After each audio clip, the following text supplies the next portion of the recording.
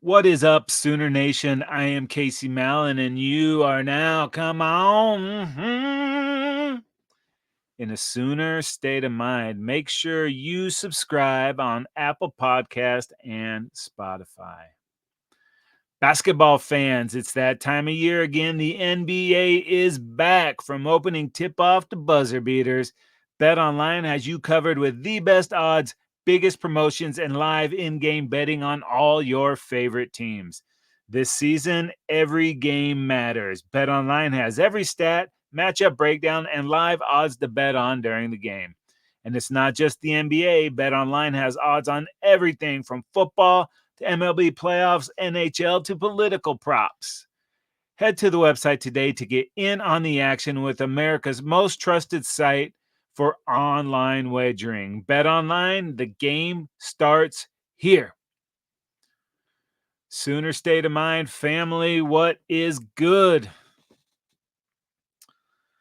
I wish I was a headlight on a northbound train. You feeling me? Had quite the weekend, huh?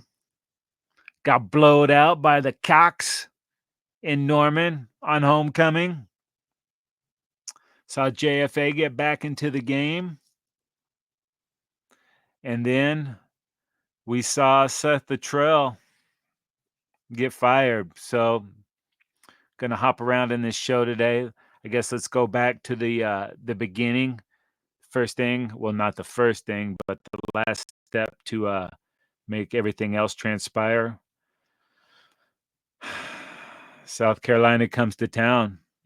A winnable game. You definitely thought we had a chance in this one, and then you looked up and it was 21-0 before you had a chance to blink. You might have thought that the game started that way. Wrong. You might have thought that you were still sleeping, having a Sooner football nightmare. Wrong. Couple turnovers. This game got away from us quick. Pick six, interception, scoop and score.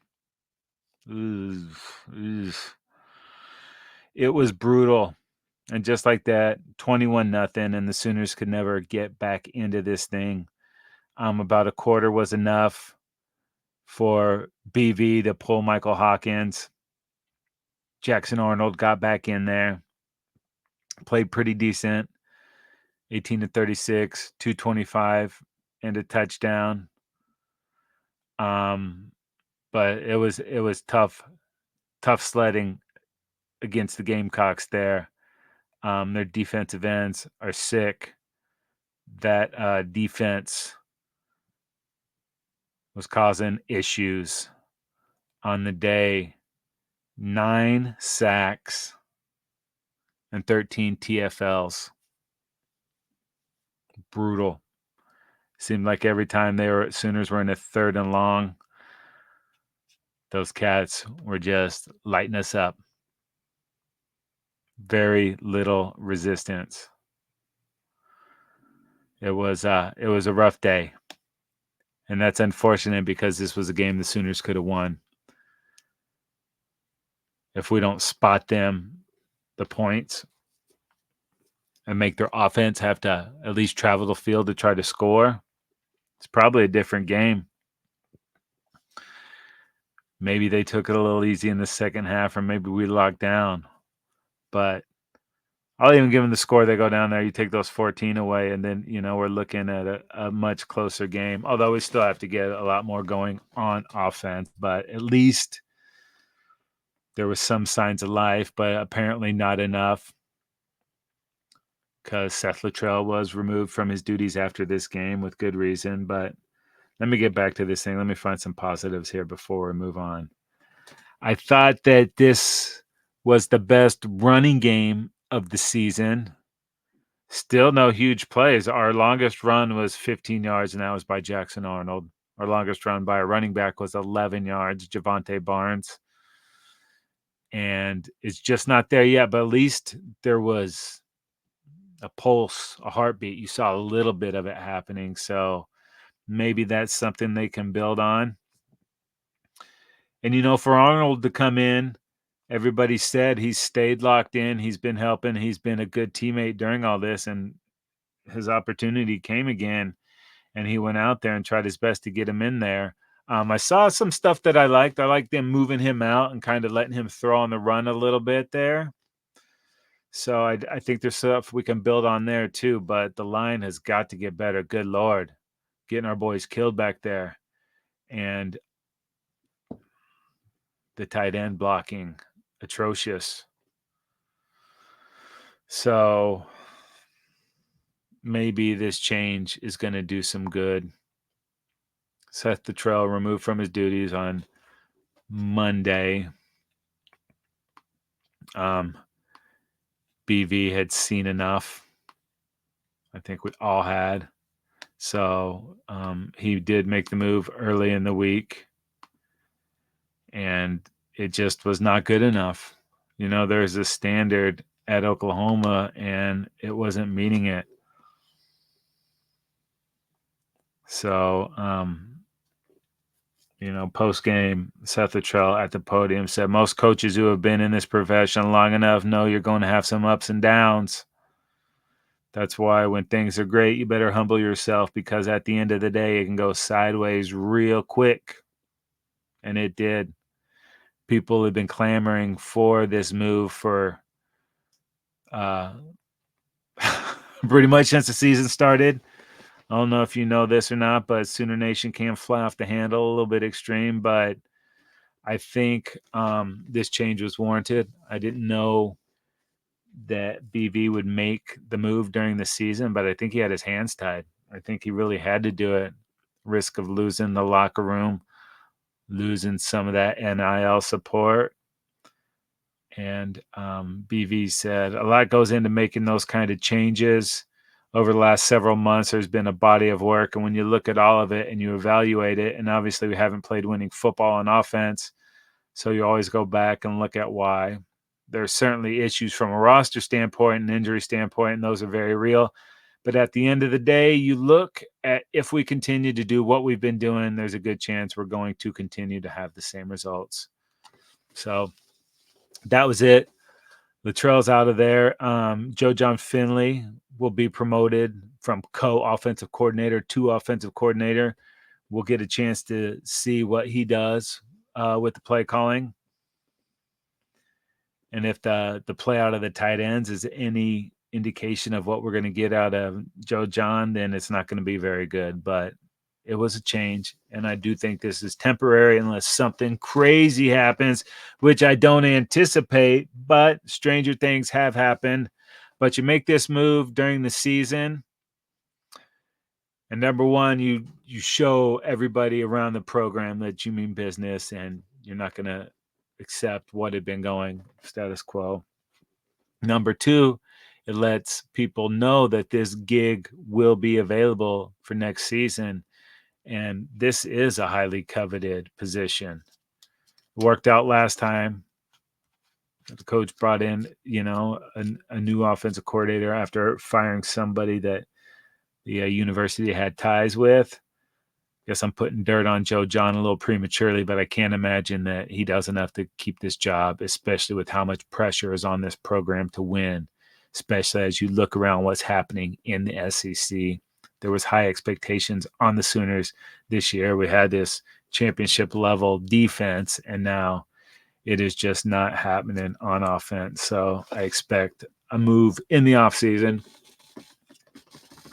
We'll save some candidates for a show later on, but I think it will be a highly coveted job, and you just have to get more out of these players. I know they're banged up all to hell, and it's been moving offensive line left and right, and you've been playing the quarterback shuffle. But that being said, there's no reason we should be ranked 100 and something in running, 100 and something in passing, 100 and something in scoring. It's just not good enough, and it has to change. So we'll see what Joe Jon, if he can shake anything up during the week. They got to get that third down pressure going. They got to figure it out, because the guys were just getting smashed back there. 9 sacks, 13 TFLs. Come on, you just cannot have it. That is a good defense, but 9 sacks. Come on. And it doesn't look like they'll be getting much help back from the receiving room. They thought Deion Burks might play last week, got out there and warmed up, and as the got closer to game time, he ended up not going. So hopefully he's a week closer. Andrell Anthony, he might play this season. I'm not sure how much I believe that, but there's still hope for him. Nick Anderson done. Torn quad muscle. That does not sound fun. So he's definitely done for the year. Jaleel Farouk, he might be back. They were talking about 6 to 8 weeks. They're talking the possibility of redshirting him if he does want to come back. Said Deion Burks was close last week. Hopefully he'll make it into this game because they could really, really use him. So it was definitely felt the miss from Mr. Burks not being there. But a little bright spot from that receiving core, an unexpected name, Jacob Jordan coming into the mix. He had 6 grabs for almost 90 yards. That's pretty good. Brendan Thompson, I mentioned the touchdown. JJ Hester, man, this cat is so close. He's got all the tools you want. He's big. He's fast. Can run right by those defenders. Just got to be able to hold on. If he can figure that part out of his game, I think dude could maybe at the next level. I know we're running out of eligibility with him, but God bless, he's got those tools, man. But really have to be encouraged by what we saw out of Jacob Jordan. So hopefully there's more there. And hopefully there is more good play out of Jackson Arnold, because going down to the SIP on Saturday, got another one of them early starts. And Bet Online has our Sooners as 20-point dogs on the road. Ugh, that ain't no good. And they might be right. That is going to be a tough game, man. Ole Miss playing pretty decent football. They've had a few ups and downs, a little skits on there, but Jackson Dart, 17 touchdowns on the year with almost 2,400 passing yards. This offense scores some points. Henry Perez Jr., over 600 rushing yards. That's twice as much as Javante Barnes, who's leading our team. Trey Harris, almost 1,000 yards receiving. Our leading receiver, Deion Burks, just over 200 yards. Like I said, man, this Ole Miss squad puts up some points. Lost a brutal one at LSU, 29-26 a couple weeks ago.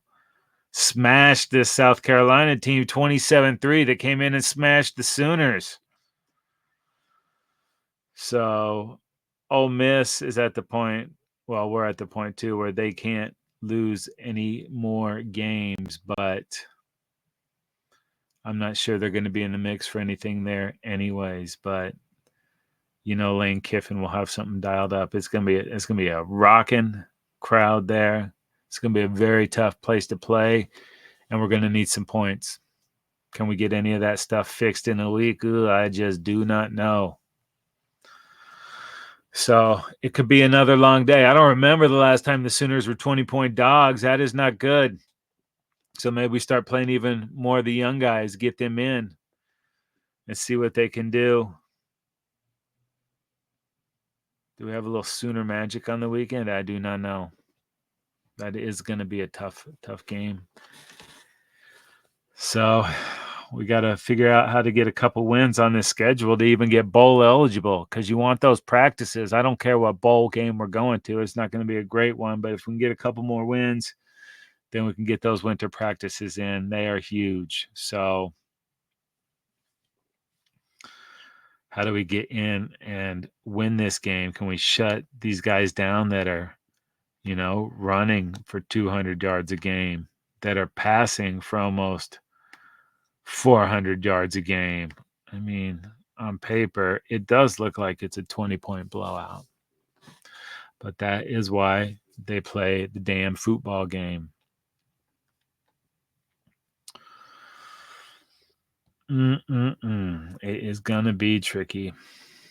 But let's see if we can rally, Everyone else has given up on us. Let's see if we can go in there and shock the world. If we can get this win, then I'm feeling pretty comfortable that we might be able to snag a couple more. I think Jackson Arnold sitting probably did him good to watch and kind of just, clear the mental space a little bit. You start pressing, you start making bad decisions. The offense is not going, so you take some chances. You do some stuff that you shouldn't, but when nothing is going right, you just try everything, and maybe you got into a little trouble with that. Let's see what happens at the helm. See what Joe Jon can dial up. Maybe he can get this offense going a little bit. And, maybe getting some new life into that offense will bring a little rejuvenation to the defense too, man. They've been trying to keep us in all these games. They've been balling out. They've been on the field quite a bit. So it'd be nice to be able to help them a little bit with some points from the offense. If we can run the ball a little bit, that would be sweet. And if we could run the ball, it will open up so much more out of this passing game. But that is a big if.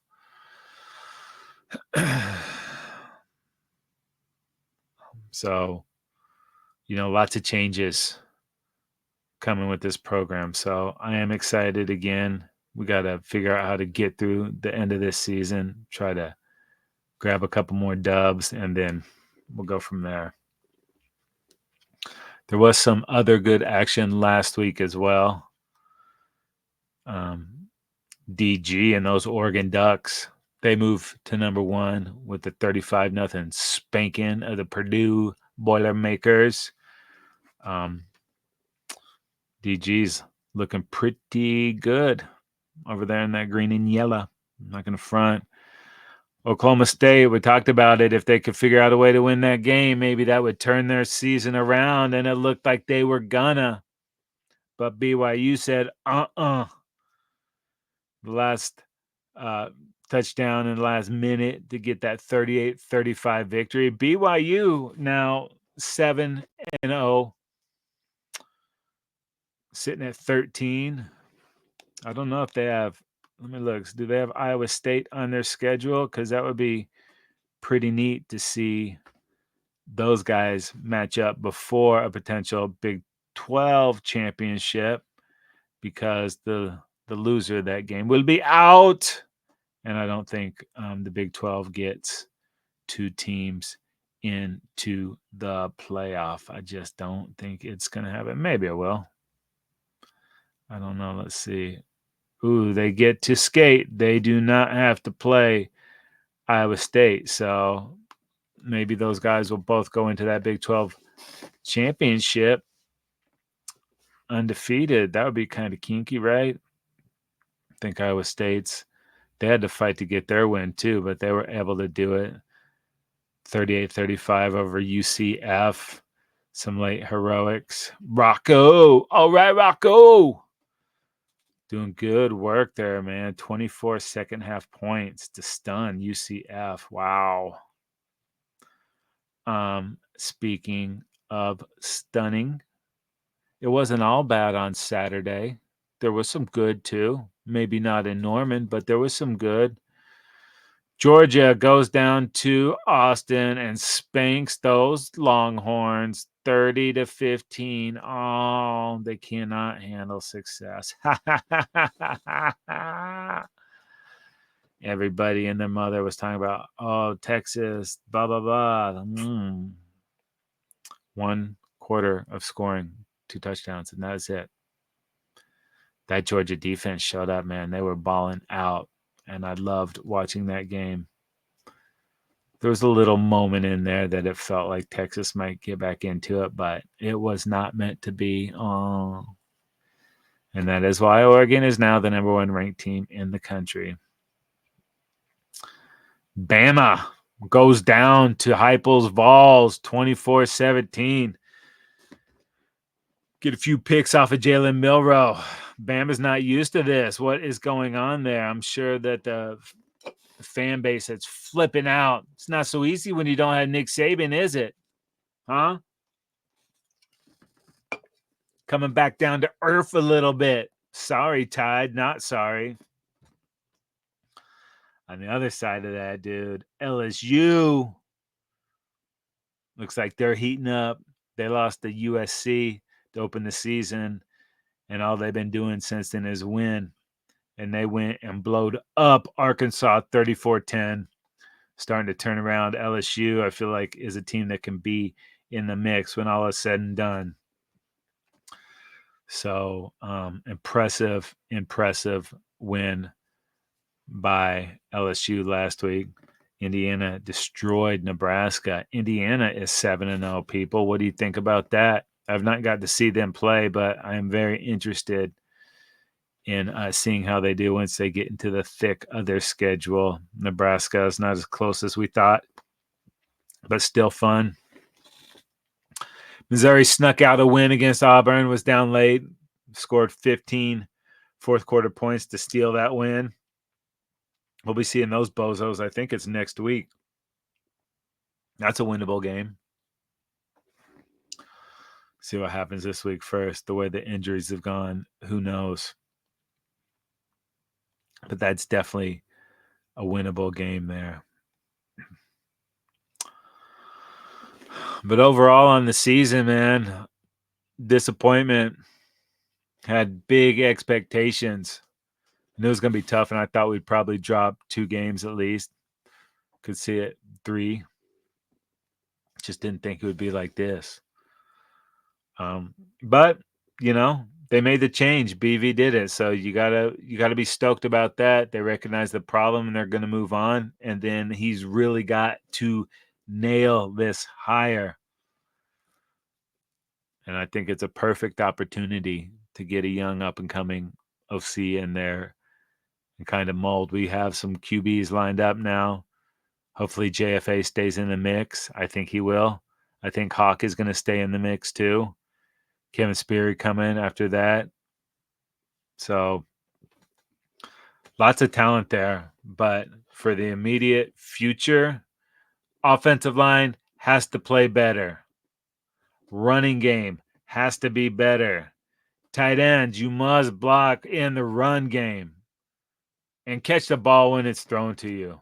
It's too sloppy all the way around. Not just them. There's been drops left and right, but there's things that are working against us that we can control. You can't control injuries. You can't control your opponents, any of this, but you can play disciplined football by not creating penalties, and you can play disciplined football without turning the ball over. That being said, you still need points to win, but maybe this will infuse this offense, which hopefully will infuse the defense, go down there and steal a win from these Rebs. Would that not be sweet? I think that would be very sweet. What else we got on the schedule this weekend? There's not going to be any blockbusters like there was last weekend. Last couple of weeks have been pretty good football. It is cool that they have all these Tuesday, Wednesday, and Thursday games. I don't see many of them, but it's just nice to know that they're there. Friday night, Boise State at UNLV. It's kind of nice. See Boise maybe get in there if they can run their table. UNLV started pretty strong, but I don't know. Nebraska at the Ohio State, man. I thought that was going to be Nebraska.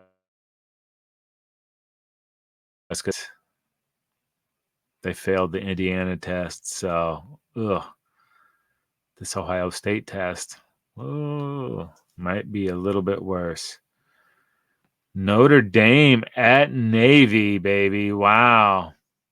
Number 12, Notre Dame at number 24, Navy. Let me peep at Bet Online to see what they have this at. That's an interesting game, man. Navy playing some pretty damn good football. Notre Dame trying to get back in the mix after a couple bad losses.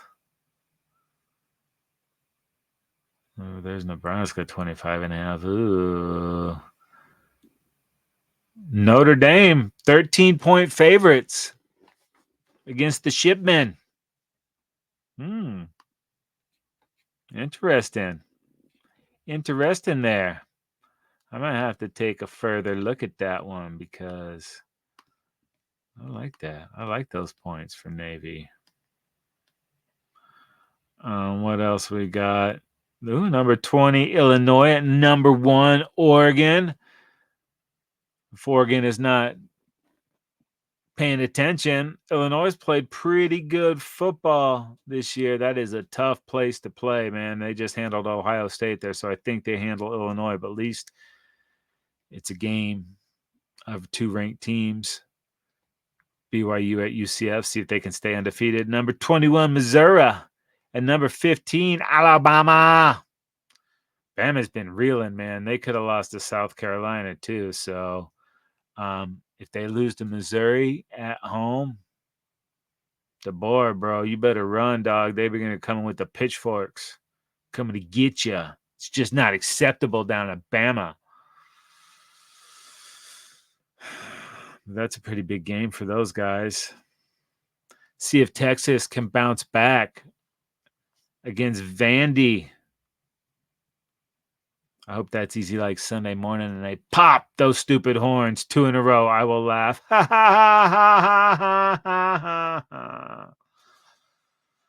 Ooh, number 8, LSU at number 14, Texas A&M. That is a pretty sexy game there. Both those guys a little slow out the gates, but have been picking it up, playing better football as of late. I know I got a game later on in the season that I'm rooting for A&M, but I think I would like to see Brian Kelly and LSU win that game because hopefully they're losing their last game of the season. I'm not sure that will happen, but we can hold out hope.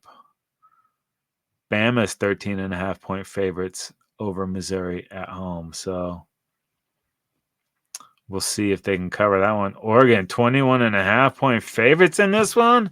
I mean, I don't think Illinois is going to win, but I'd probably take the points in that one. I think I'd like the points in that.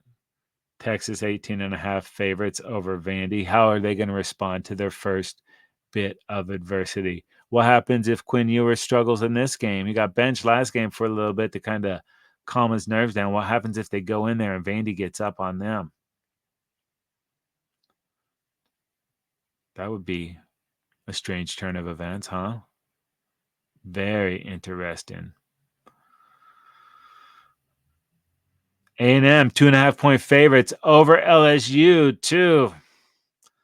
I might take LSU getting 2.5. I know it's on the road and that's a tough place to play, but Nussmeier's been playing pretty good football. They're getting that run game going, pretty tough defense. I like what LSU's doing. So to be able to get, a field goal, we'll see.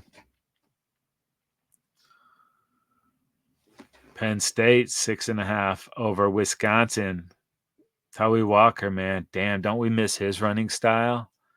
We sure the hell do, man. He is balling out for those Badgers, and it is good to see, but not as good as it would be to see him still in our backfield doing those same things. But,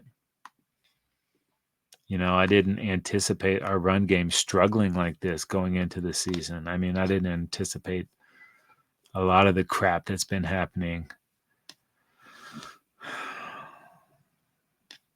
But change is coming. I think that's good.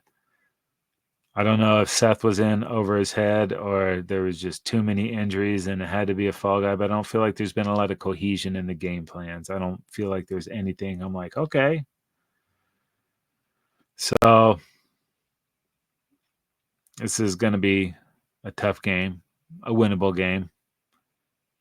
Going to need the defense to play their asses off And we need the offense to be able to sustain some drives and not turn the ball over. It'd be sweet if we could get that running game going a little bit, but Ole Miss giving up, I think, 65 yards a game on the ground. So they play that run pretty tough. Now, part is ass because they jump on teams and they have to throw to try to get back in it. But we'll see, man. I'm still completely optimistic. I believe in the direction of the program. I believe in Brent Venables. I love this defense. I think maybe JFA's got some new life.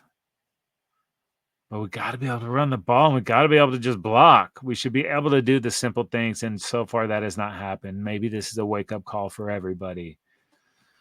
That's what I'm hoping, at least. And will I be watching? Hell yeah, I'll be watching. I watch every damn game because I love my Sooners. Thick or thin, whatever happens, good or bad. I ride with my Sooners. And if you're listening to the podcast, I believe you do the same. That's why you are my peoples. Head on over to Believe.com. That's BLEAV.com. Go to shows, type in Sooner State of Mind, and you are locked. We have a ton of great content, people. Every team, every topic, everywhere. Believe.com. If you want to watch Sooner State of Mind and you're not doing so yet, head on over to YouTube, search the Football Dudes. We are there. Subscribe, like, and leave us a comment. I like talking football. Let's get that dialogue going, okay? Sooner State of Mind is brought to you by Bet Online. My name is Casey Mallon, and I am in a Sooner State of Mind.